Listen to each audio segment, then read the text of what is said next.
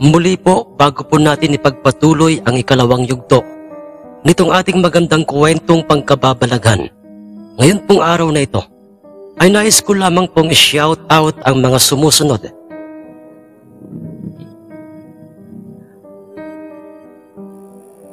Shout out po kay Ma'am Chris Apple, kay Boss Ronel Arnaldo, dyan po sa Cavite, kay Boss Roland Aquino, na palagi pong nakikinig sa ating mga kwento, kay Boss Alberto Gonzales dyan po sa Mendez, Cavite, kay Ma'am Rose Ann Cabaylo, na palagi pong nakikinig dyan po sa Singapore, kay Boss Malvin Esguerra, kay Boss G. Sumudio, kay Boss Ili Delfin, dyan po sa Subic, Zambales, kay Boss Ayad Taranco, at kay Ma'am Imelda Pascua. Muli po, maraming salamat po sa inyong suporta, mga mahal kong mga kamundo. Sa mga gusto pong magpa-shoutout sa susunod po nating kwento, ilagay nyo lamang po ang inyong pangalan sa ibaba sa ating comment section. Umpisahan na po natin ngayon ang ikalawang yugto ng kwentong ito.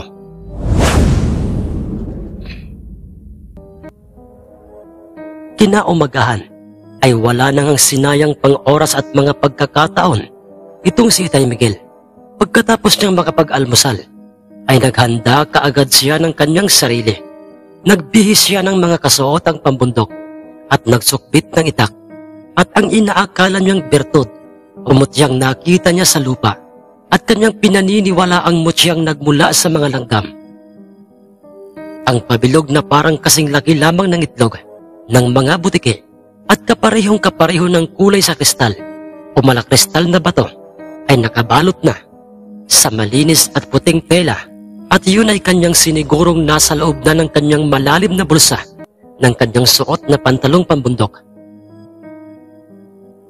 At kagaya ng palaging ginagawa o nakaugalian na ni Itay, bago niya nilisan ng aming bahay ay nagpaalam siya sa amin at kay Inay Esang.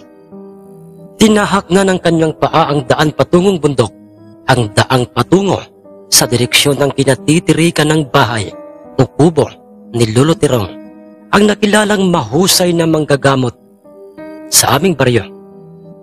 Mamaya malalaman ko kung ano nga ba talaga ang bagay na ito sa pamamagitan ni Tatang Tirong, dahil higit siyang maraming nalalaman patungkol sa mga kwentong mayroong kaugnayan sa mga misteryo at kababalaghan ng mundo. At sa oras na ito nga isang totoong agimat o mutya ay maaari ko itong masubukan sa alinmang mga panabong ko na aking dadalhin sa anumang sabungan. Ang sabi ni Itay Miguel sa kanyang sarili, ngunit hindi niya inaasahang sa kanyang gagawing paglalakad patungong kubo ni Lolo Tirong ay makakaranas siyang muli ng isa pang hindi kapani-paniwalang misteryo. Dahil teka lamang, papaanong nagkaroon ng nagsangang daan dito? Wala namang gantong daan. Bago makarating sa kubo ni Tatang Tirong, hindi rin ako maaaring magkamali at mas lalong hindi ako maliligaw dahil araw-araw na akong umaahon sa bundok at halos kabisadong-kabisado ko na ang daan rito. Anong gagawin ko? Aling daan bang papasukin ko? At papaanong nangyari ito? Hindi kaya nananaginip lamang ako? Ang nooy sabi ni Itay sa kanyang sarili, kung saan ay aminado na nga siya sa kanyang sariling siya'y kinikilabutan na ng mga pagkakataong yon. At upang matiyak niyang siya'y hindi nananaginip, ay kinurot-kurot niya ang kanyang balat sa kanyang bisig at makailang beses niyang isinarat idinilat ang kanyang mga mata. Ngunit sa pagdilat niya'y malinaw pa rin niyang nakikita ang nagsangang daan na nasa kanyang unahan. Siya'y nagpalingalinga sa ting magkabilang paligid ng nagsangang daang yon, at do'y napansin niyang sa kaliwang daan ng nasabing nagsangang daang yon ay mayroong nakatayong mga punong kawayan, samantalang sa kanang daan ay wala siyang nakitang mga puno ng kawayan.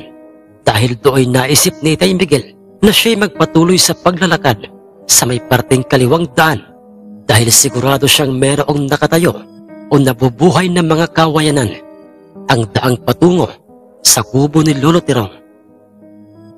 Patuloy man siyang nakakaramdam ng ginaw at kilabot sa kanyang sarili, ngunit pinilit niyang dumaan sa kaliwang nagsangang daan Oh, sana'y hindi ako nagkamali. Sana'y sa dulo ng daang ito ay makita ko na ang kubo ni Tatang Tirong. Ang sabi ni Itay at sa kabutihang palad, Sir Jess, habang si Itay ay kinakabahang naglalakad, ay paunti-unti nang nagiging pamilyar sa kanya ang paligid ng daan dahil sa siya'y nakaririnig na ng mga pagtilaok ng mga alagang manok at pagkahol ng mga aso kung saan ay yun ang mga alagang mga hayop ni Lolo Tirong. Ay, salamat! Nakikita ko na mula rito ang kubo-kubo ni Tatang Tirong at ang kanyang ginawang bakurang yari rin sa biniyak-biyak na kawayan.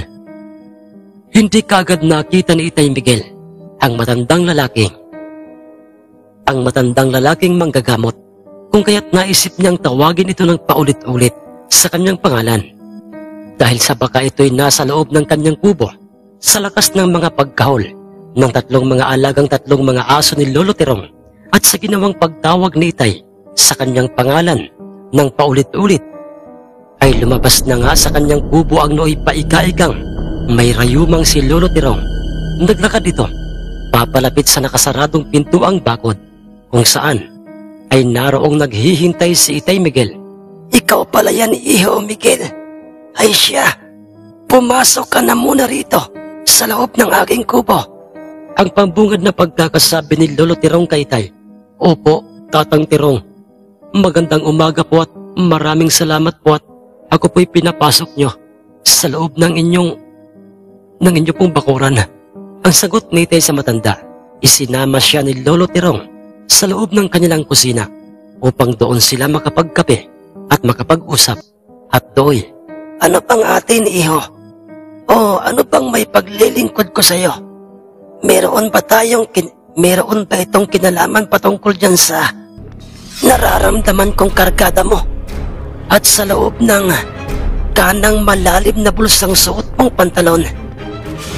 Gulat at pagtataka ang nooy mababa na agsa-itsura ni Itay Miguel dahil papaanong parabang nahuhulaan na ng matandang si Lolo Tirong na manggagamot kung ano ang pakay niya sa kanya.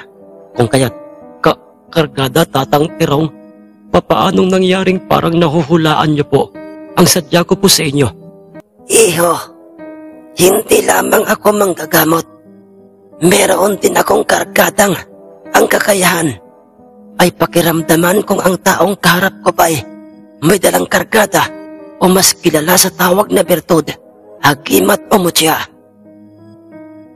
Ang sabi kay Itay Miguel ni Lolo Tirong, kung kaya't dinukot na nga niya kaagad ang bagay na nasa loob ng kanyang malalim na bulsa at ipinakita na nga niya kay Lolo Tirong ang malakristal na batong ibinalot niya sa kanyang ginupit at malinis na puting tela.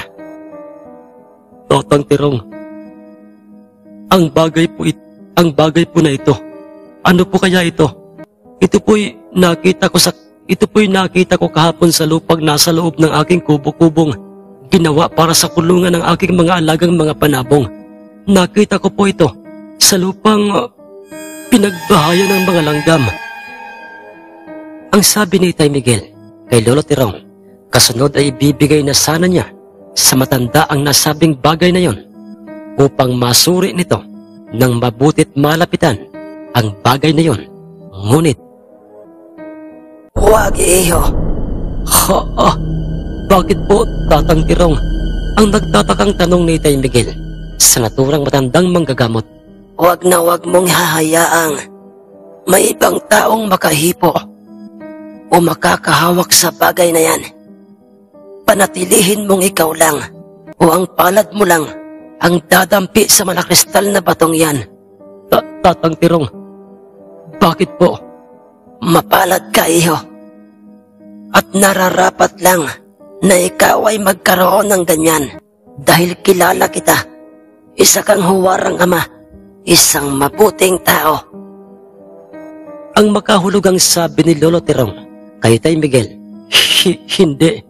Hindi po kita maintindihan, Tatang Tirong. Ano pong nais niyong ipabatid sa akin?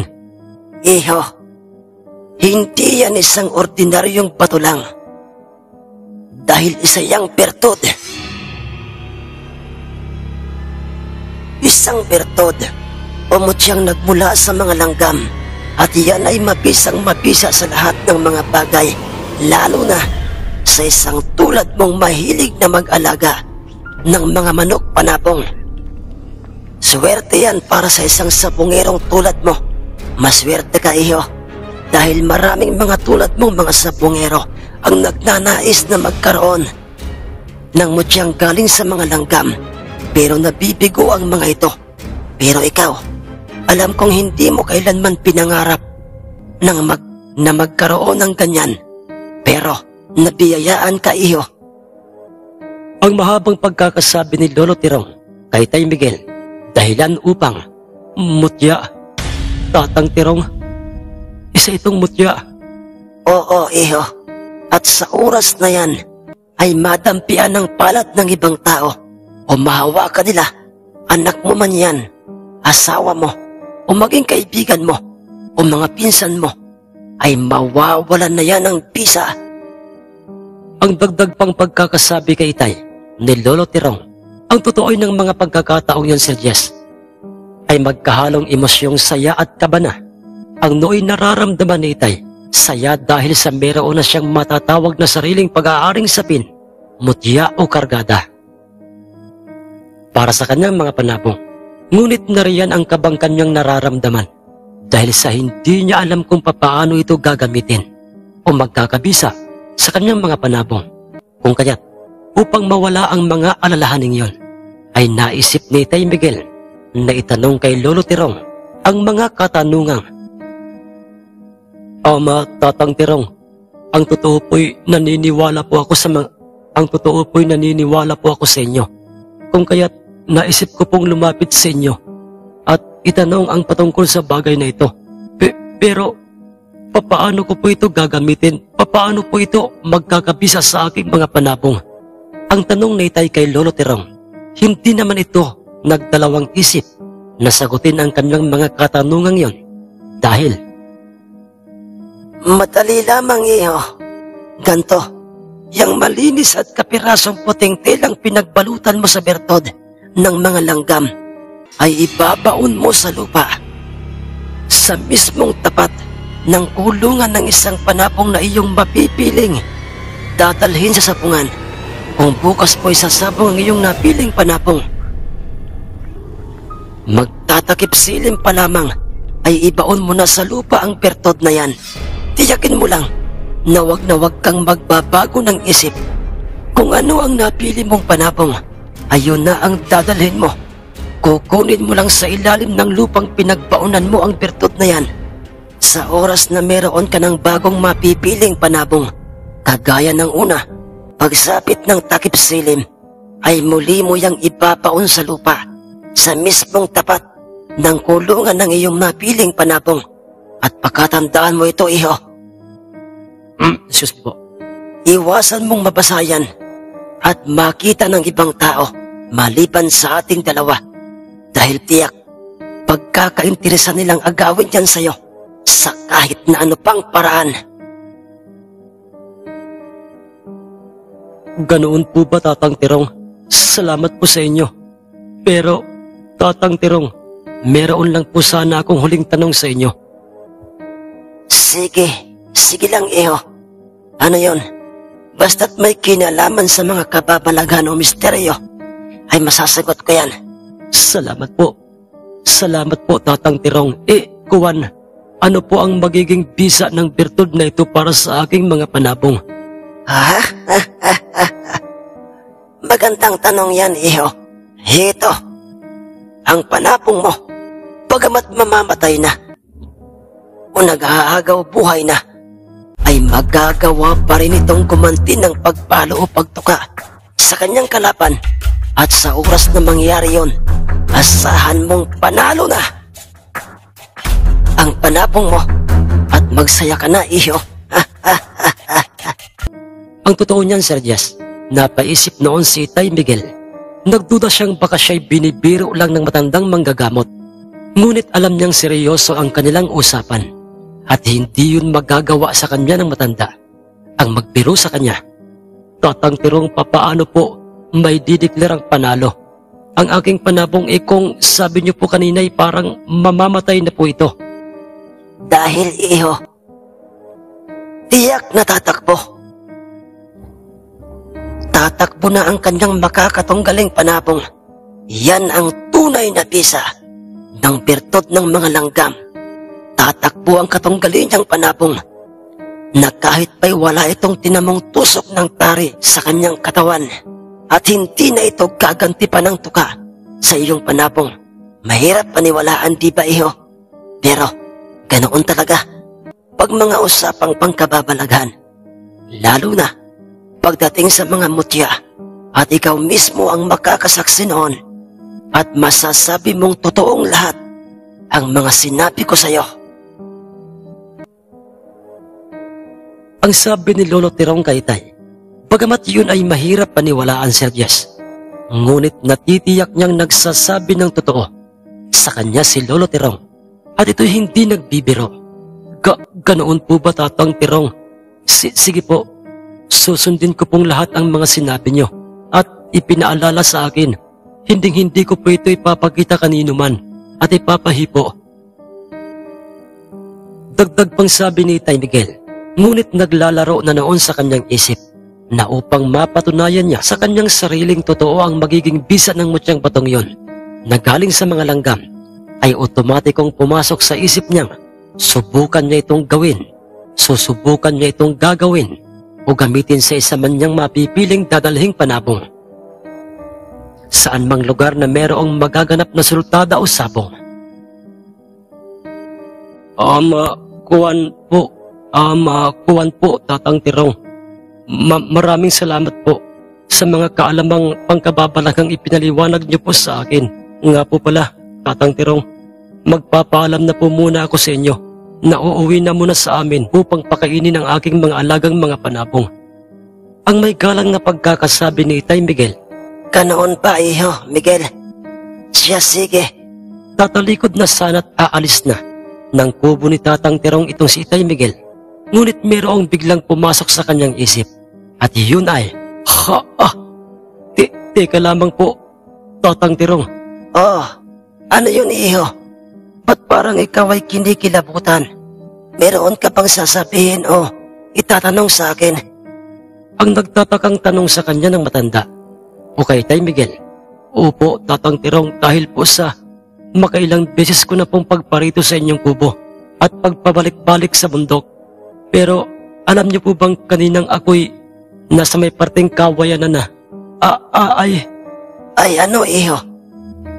Bakit parang nagdadalawang isip kang sabihin sa akin yon?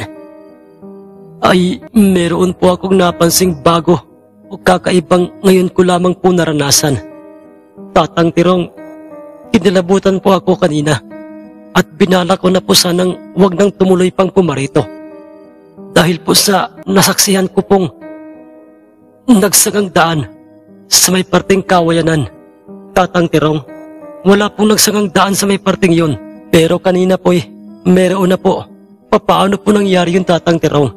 Panaag ng takot ang itsura ni Tay Miguel nang kanyang binabanggit yon kay Lolo Tirong. Ngunit napangiti lang sa kanya si Lolo Tirong bago ito nagwikang, Alam mo ba kung bakit ganoon ang nasaksihan mo kanina, iho, Miguel? At kung bakit nangyari yun sa'yo? Bakit po, Tatang Tirong? Dahil ikaw ay pinaglalaroan ng mga engkanto sa may parting bahagi ng kawayanan yon. Ano po? Ako po'y pinaglalaroan ng mga engkanto? Ang gulat na pagkakasambit ni Tay Miguel. Oo, iho. Dahil yan sa dalamong mutya. Ang mutya ng mga langgam, kalimitang ginagawa yun ng mga engkanto sa mga taong nagtataglay o nag-aalaga ng mga mutya. Hindi mo sila nakikita sa ngayon, pero pag tumagal-tagal na sa iyo ang mutyang yan, ay malinaw mo na silang makikita. Pero iho, nagtagumpay ka namang piliin ang tama o totoong daan, di ba? Dahil sa ikaw ay nakarating dito, dahil ikaw ay matalino at mabuting ama ng tahanan o padre de pamilya. Ganoon po ba, Tatang Tirong? Oo, iho. Pero wag ka nang masyado pang mabahala. Dahil mamaya ay hindi mo na muling makikita pa ang nakita mo kaninang nagsangang daan. Magiging normal na ang lahat sa iyong paningin. Ang mayroong paniniyak pang pagkakasabi ni Lolo Tirong kay Itay Miguel. Sige po, Tatang Tirong, magpapatuloy na po ako sa pag-uwi. Ang sabi ni Itay, at pagkatapos no'y tumalikod ng muli siya sa matanda at naglakad palabas ng kubo.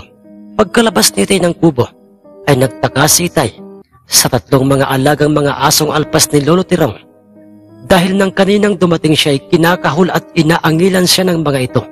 Ngunit ng puntong yon, nang makita siya ng mga ito'y, nagmistula na ang mga itong nakakita ng amo. Dahil bigla-bigla na lamang naging maamo ang tatlong mga aso sa kanya, nagpatuloy si Itay sa paglalakad, hanggang sa siya'y makalabas na nga sa bakuran ni Lolo Tirong. Isa ka, iho Miguel, sa mga totoong mga taong pinalad na magkaroon ng totoo at tunay na mutyang galing sa mga langgam. Dahil sa bihira lang, naiwan ng mga langgam ang maliit na batong malakristal sa kanilang ginawang bahay. At alam kong may dahilan kung bakit nila ito iniwan sa'yo. Ngayon pa lamang, iho, ay nakikita ko ng katulad ng mga langgam, ay araw-araw kang maghahakot ng swerte sa larong kung tawagin ay sabong. Basta't susundin mo lang palagi ang mga sinabi ko sa'yo. Ang wag na wag mo yang ipapakita sa ibang tao. Ipapahipo, pananatilihin mo yang lihim, higit sa lahat, ay wag na wag mo yang ipagmamayabang. Ang sabi ni Lolo Tirong sa kanyang sarili habang siya'y makikitang hinahabol ng kanyang paningin. Ang nooy naglalakad ng papalayong si Itay Miguel. Samantalang si Itay Miguel, pilit man siyang kinikilabutan nang siya'y papalapit na sa parting kawayanan, ngunit pinilit niya pa rin ipagpatuloy na ihakbang ang kanyang mga paa at do'y napatunayan niyang totoong lahat ang sinabi ni Lolo Tirong dahil nawala na ang nagsangang daan na nakita niya kanina. Napaka-misteryoso mong tao, Tatang Tirong. Marami kang mga nalalaman patungkol sa mga bagay-bagay na mayroong kinalaman sa kababalaghan. Kung kaya't sulit ang ginawa kong pasya na sa'yo lumapit at humingi ng sagot sa mga katanungan ko dito sa mutyang ito ng mga langgam. Ang sabi ni Itay sa kanyang sarili. Ganap ng mag-aalas 10 ng umaga nang makabalik si Itay Miguel sa aming bahay at pagkapasok niya sa loob ng aming bakuran ay inisa-isa niyang nilagyan ng patuka ang mga lalagayan ng kanyang mga panapong. Pagkatapos ay naglakad siya sa loob ng kanyang ginawang kubo-kubo. Dinukot niya sa loob ng kanyang kaliwang malalim na bulsang pantalon ang kapirasong tilang puting kanyang ginupit at pinaglagyan ng nasabing mutya ng mga langgam. Nag-isip siya kung saan niya ito maaaring itago upang hindi makita ng sinuman. Nagpalingaling nga si Itay hanggang sa makita niyang, tama, dito sa bubungang ito ng aking ginawang kubo, sa mismong tapat ng kulungang pinaglagyan ko sa aking talisayin. Dito ko ito isisiksik nang hindi ito makita ng sinuman. Kailangang ito'y manatiling lihim kanino man, ang sabi ni Itay sa kanyang sarili, at yun nga ang kanyang ginawa. Isiniksik niya ito sa napili niyang bubungan sa mismong tapat ng kanyang ikinulong na talisaying panabong. 2 linggo ang mabilis na lumipas, Sir Jess, na walang nababalitaan si Itay na may sultadang magaganap saan mang lugar. Ngunit naging abala si Itay sa pag-ahon sa bundok upang gampanan ang kanyang obligasyon bilang isang ama ng tahanan, ang magpasuhol na maglukad at magtanim ng mga palay. Hindi rin siya pinapasyalan ng kanyang 3 mga pinsan, maging ng magtataring si Mang Tikboy at si Mang Isidro, samantalang sa kabilang dakoy.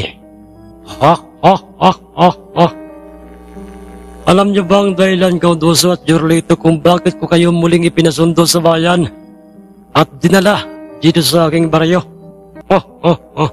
Ang boses ni Kapitan El Mundo Aligre, kung saan ay katulad ng dati, makikitang magkakaharap-harap silang tatlo sa sala ng kanyang magarang tahanan at sila'y nag-iinuman. Wala namang iba pang dahilan, Kapitan Ilmondo. Hindi ba? Kundi ang sabong. Tama ba? Tama ba ako? Ang Malarumi Diaz namang sagot ni Mang Gaudoso kay Kapitan. Tama ka. Tama ka riyan, Gaudoso. Dahil alam niyo bang merong magaganap na sabong usultada sa baryo mismo nang magpipinsang mga talunang mga sabongero sa baryo ng nooy nagmamayari sa isang malatubang tinalo ng bulik mo, Gaudoso. Ha? Ganaon ba, Kap? Sige, nakahanda kami para sa bagay na yan. Di ba, Pinsang Jorlito? Oo naman, Pinsan. Biyernes ng gabi ngayon. At meron pa tayong isang araw para makapaghanda, di ba?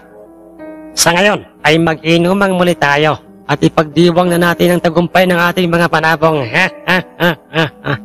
Muling nagkakasiyahan ng tatlo na para bang tiyak na nga nila ang panalo sa magaganap o mangyayaring sultada sa aming mismong baryo. At ang balitang yun ay mabilis na kumalat sa mga kaalaman o pandinig ng mga sabongero at mga mamumusta.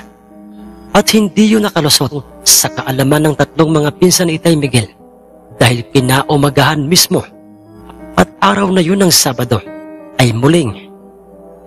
Oh, mga pinsan, naparito kayo. Bakit? Anong balita? Hindi na kami magpapaligoy-ligoy pa. Pinsang Miguel, alam mo na ba ang balita? Ang balitang bukas dito mismo sa ating baryo ay gaganapin ang sultada at nakarating din sa aming kaalamang dadayo rito bukas ang magpipinsang Gaudoso at Jorlito kasama si Kapitan Ilmundo Aligre. Nabigla si Itay sa balitang kanyang narinig kay Tio Rogelio. Nag-alala siya sa pakay sa kanya ng mga pinsan niya, ngunit may bahagi sa kanyang isip na para bang natutuwa sa balitang yon dahil maaaring ito na ang tamang pagkakataong hinihintay ko. Ngayon, mapapatunayan ko ang totoong bisa ng aking mutya. Ang pabulong na pagkakasabi ni Itay sa kanyang sarili. Ngunit, Pinsang Miguel, may sinasabi ka ba? Laksan mo, pinsan, dahil sa hindi namin naririnig. Wala mga pinsan. May biglang naalala lang ako. Anong plano natin mga pinsan para sa araw ng bukas? Kagaya ng sinabi namin noon, Pinsang Miguel. Noong huli nating pagkikita, malaki ang aming kumpiyansa o tiwala sa iyong mga alagang mga panabong. Magdadala tayong muli, pinsan, ng isa sa mga panabong mo bukas sa ating mismong sabungan. Ang dugsong kagad na pagkakasabi ni Tio Oscar, bagay na siya namang sinundan itong si Tio Pablito. At sinabi niya kay Itay Miguel, ito na ang tamang pagkakataon, Pinsang Miguel, para makabawi tayo sa magpinsang mga hampog. At saka pati na rin kay Kapitan Ilmondo, dahil pare-parehong mababahaw ang mga salitang lumalabas sa kanilang mga bunganga. Hindi na nga nila napigilan pa ang kanilang mga sarili. Nagtawanan silang magpipinsan nang marinig nila yon kay Tio Pablito. Pinsang Miguel, ano na ang magiging desisyon mo? Hindi ka naman namin pipilitin kung ayaw mo sa nais naming mangyari. Ang nooy seryosong tanong kay Itay Miguel ni Tio Rogelio, dahilan upang sumeryoso na rin si Itay Miguel. Sige mga pinsan, nakikita niyo ba yung aking talisayang yan na nakatali sa kanyang hapunan? Oo, Pinsang Miguel, at mukhang maibubuga yan sa alinmang mga dalang panabong ng magpinsan. Oo, Pinsang Rogelio. At ngayon pa lamang ay sinisiguro ko na sa inyong tayo naman ngayon ang mananalo at hindi sila. Ganyan nga, Pinsang Miguel. Ganyan nga. Ganyan dapat ang ating magiging pananaw. Positibo ang ating isip na ang ating panabong ang mananalo. Ihanda mong muli, pinsan. Pinsang Miguel, yang iyong talisayin at yang sarili mo. Dahil bukas ng hapon ay paparito kaming muli. Kasama si Tikboy at si Paring Isidro. Sige mga pinsan, makakaasa kayong bukas ng hapon ay makikita niyo akong nakahanda at kondisyon katulad nitong ating talisayin. Ang sabi ni Itay sa kanyang mga pinsan. At pagkatapos noon, nagpaalam ng mga ito sa kanya.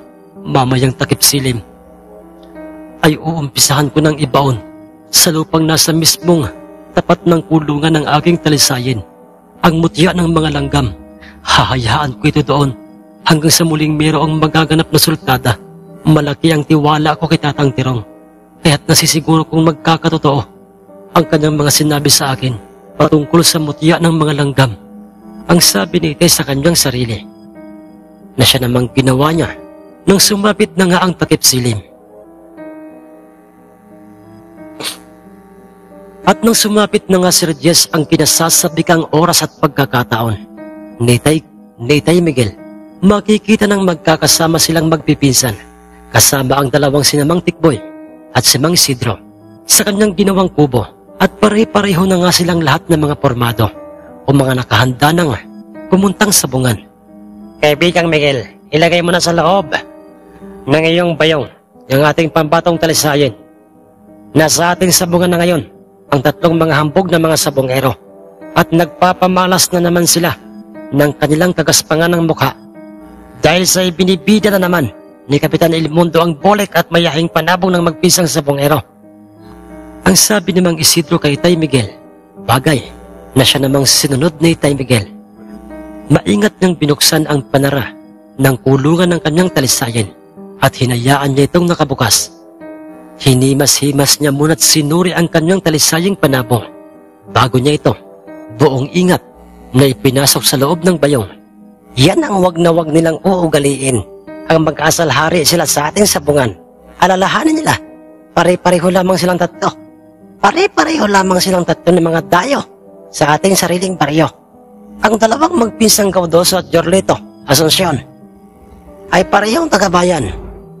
At ito namang si Kapitan Ilmundo Alegre ay taga-kabilang baryo, hindi ba? Kaya't wala sila sa lugar para maghari-harian, ang sabi ni Tio Pablito. Bagay na sinundan kaagad ni Tay Miguel, at yun ay labis na ikinagulat ng kanyang mga kasama. Ang mga katagang, hayaan na lang natin silang magyabang o maghari-harian dahil tinitiyak ko sa inyong ito na lang ang huling araw ng kanilang pagiging hambog. Tayo na mga pinsan at mga kaibigan, pupunta na tayo sa ating sabungan. Magkakasama nilang 6 na iniwan ang aming tahanan. Dala ni Itay ang bayong na naglalaman ng kanyang talisaying panabong. At nang makarating na nga sila sa mismong sabungay, hinarap kagad ni Tio Rogelio si Mang Ildefonso, ang sentensyador ng aming sabungan. Bakit mo ako tinawag, Rogelio? Ang mahinang tanong ni Mang Ildefonso kay Tio Rogelio. Ildefonso, maaari bang makisuyo sa'yo? Oo naman, Rogelio. Bakit? Ano pa yan? Idinikit ni Tio Rogelio ang kanyang bibig sa kaliwang tenga ng sentensyador at sinabi niyang, sabihin mo kay Kapitan Ilmundo Alegre na ang talisayang panabong ng aking pinsang si Miguel ang gusto naming ibangga sa isamang panabong ng dalawang magpinsang yan. Ano? Rogelio? Sigurado ba kayo dyan? Hindi ba't natalo na ng bolik ni Gaudoso ang malatuba noon ni Miguel? Ang sagot ni Mang Ildefonso kay Tio Rogelio. Oo, alam namin yon. Pero hindi na mauulit pa yun ngayon. Kaya sige na, Ildefonso. Sabihin mo na kay Kapitan ang nais o gusto naming mangyari. Sige Rogelio, ikaw ang bahala. Pagkatapos na umalis ng sentensyador, ay bumalik naman si Tio Rogelio sa kinaroroonan ni Tay Miguel. At doon nakita nilang nagpailing-iling pa ang tatlong nasa loob ng sabungan. At ngumising-ngisi pa ang mga ito na parabang nakakaloko kina Itay. Hanggang sa lumabas na nga ang mga ito ng sabungan at lumapit kina Tay Miguel. Talagang wala kayong kadala-dala, ano? Natalo na ang inyong malatuba ng bolik ni Gaudoso. Pero ngayon, ito't naghahamon na naman kayo. At yung bang Gaudoso, anong masasabi niyong magpinsan sa talisayang panabong na hawak na yan ng isa sa mga sabongerong ito? Ang nakakainsultong sabi ni Kapitan Ilmundo kung saan ay ang sabongerong binabanggit niya ay si Tay Miguel. Kap, isa yung lulugo at walang silbing talisayin. Talagang masyadong minamaliit ng mga taong ito ang abilidad ng aming mga panabong. Pero sige lang, pagbibigyan natin sila, Kap. Pagbibigyan natin sila hanggang sa maubos ang kanilang mga alagang mga panabong, di ba? Isang Jorlito. Naghagal pa ka ng tawa ang tatlo, dahilan upang maibaling na sa kanila ang atensyon. ng mga mamamust at mga sabungerong nooy makikitang nasa paligid ng sabungan. Ngunit, tama na yang kakatawa nyo. Ha? Anong? Tama na yan, Kap, Gaudoso at Jorlito. At bakit ha? Dahil mamaya ay hindi na ninyo magagawang humalakak pa. Sa oras na matalo ang inyong mapipiling panabong na ibabangga dito sa aking talisayin. Napahinto ang tatlo nang marinig nila ang mga katagang yun kay Itay Miguel. Siguraduhin mo lamang na magkakatotoo yung pangarap mo na yan. Dahil pag hindi, ay ikaw o kayo ang mapapahiya dito mismo sa inyong sabungan. Ang gigil na pagkakasabi kay Itay Miguel ni Mang Gaudoso. Magsasalita pa sana itong magtataring pinsan ni Mang Gaudoso na si Mang Jorlito.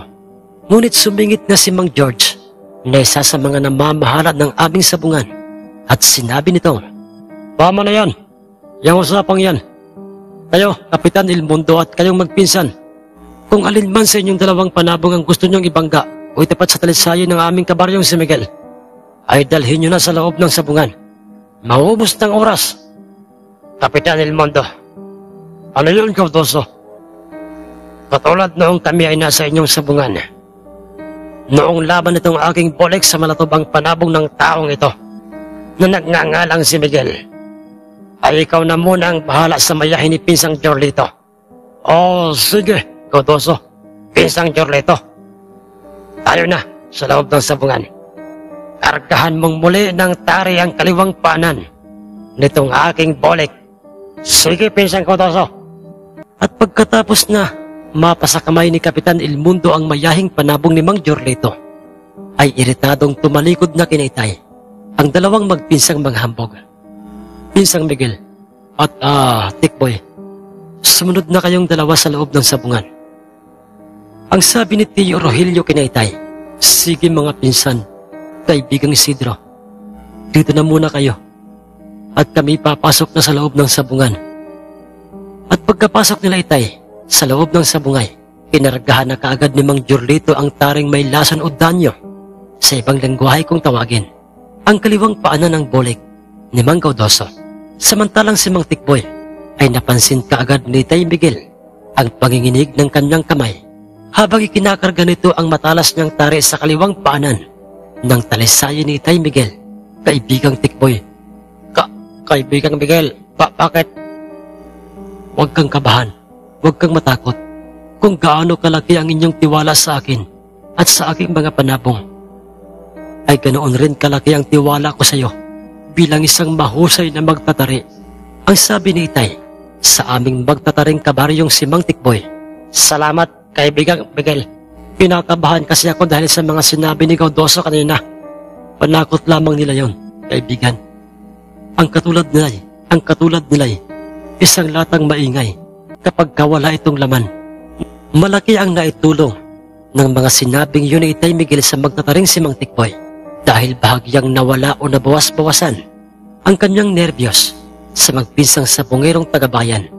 At katulad ng karaniwang makikita at maririnig sa isang sabungay, maingay na ang mga tao dahil sa mga perang pusta, bagamat marami ang pumusta sa bolek ni Mang Gaudoso. Ngunit higit na mas marami na ang nooy nagtiwala at pumusta sa talisayang panabong ni Itay Miguel. At nang yun ay malaman ng magpinsan, ay nangalit ang mga ngipin ng mga ito. Mga bobo, nagsasayang lamang kayo ng pera nyo. Pumusta kayo sa isang panabong na pangkawali lamang, mga buweset. Tama na yan, Pinsang Gaudoso. Mamaya pagsisisihan ng mga yan ang kanilang naging maling desisyon. Ang sabi ni Mang Jorlito sa kanyang pinsang magkasalubong na ang mga kilay. Sigurado ka ba, pinsan? Pinsang Jorlito? Sa taring yan o sa taring ito na nakakabit sa aking bolek ay ang taring ibinabad mo ng magdamag sa lason o danyo? Ang merong paniniguradong tanong ng pabulong ni Mang Gaudoso sa magtataring pinsang si Mang Jorlito. Sumagot naman ito sa kanya at sinabing, "Oo, pinsan, sigurado ako at hindi ako maaaring magkamali. Tiyakin mo lamang, Pinsang Jorlito.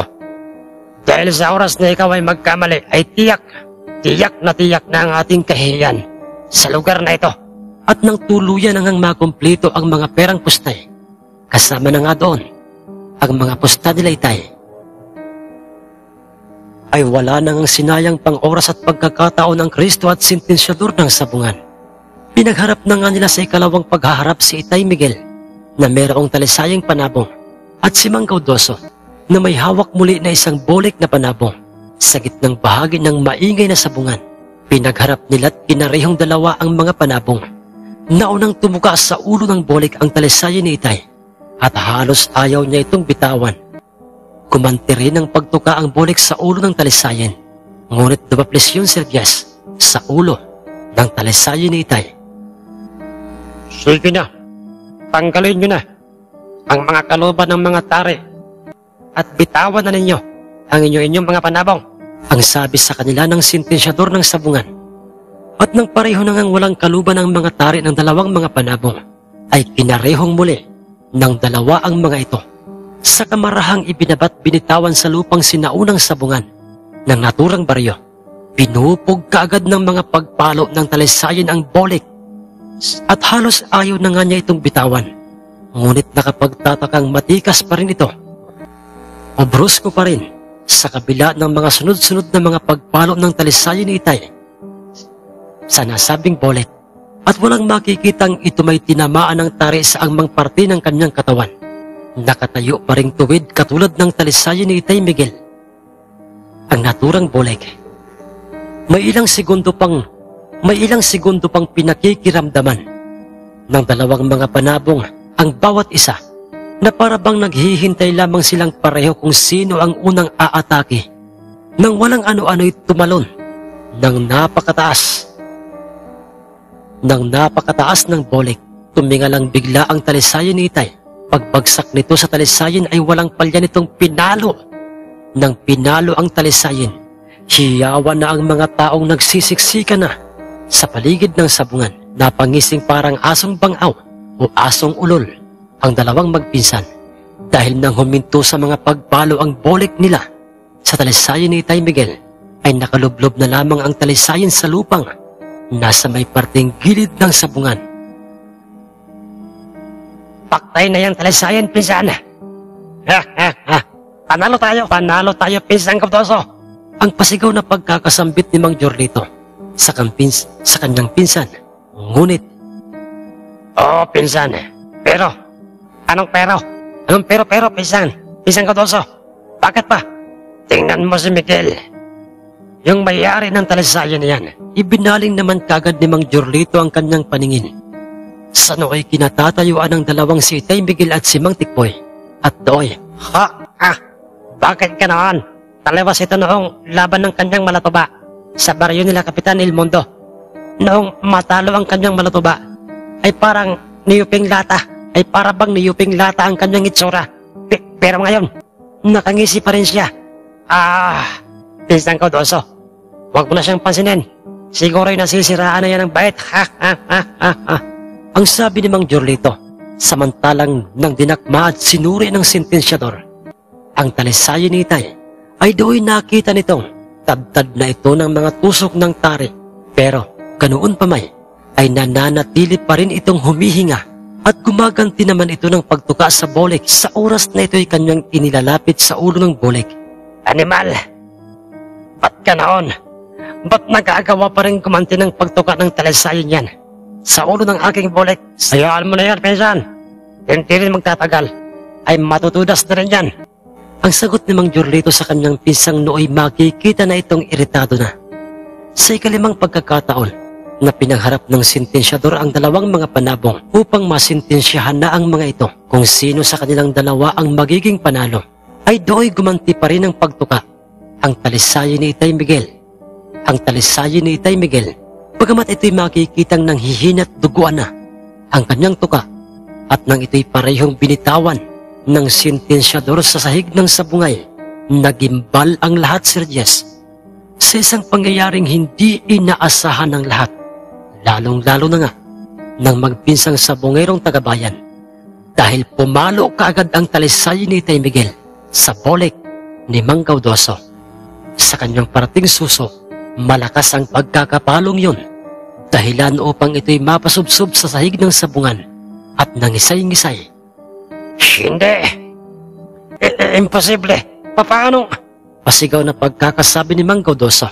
Samantalang si Tay Miguel, anong kababalaghan ito ng mundo? Totoo pala talaga ang mga mutya o bertod sa sabong dahil nagkatotoo ang mga sinabi ni Tatang Tirong. Sa isang pagpalo lang ng aking nanghihinang talisayin ay natalo niya ang bolik at ayaw na nga nitong gumanti ng pagtuka na kung ito'y ihahalin tulad ay para itong batang tinanggihan ang isusubong pagkain ng kanyang ina.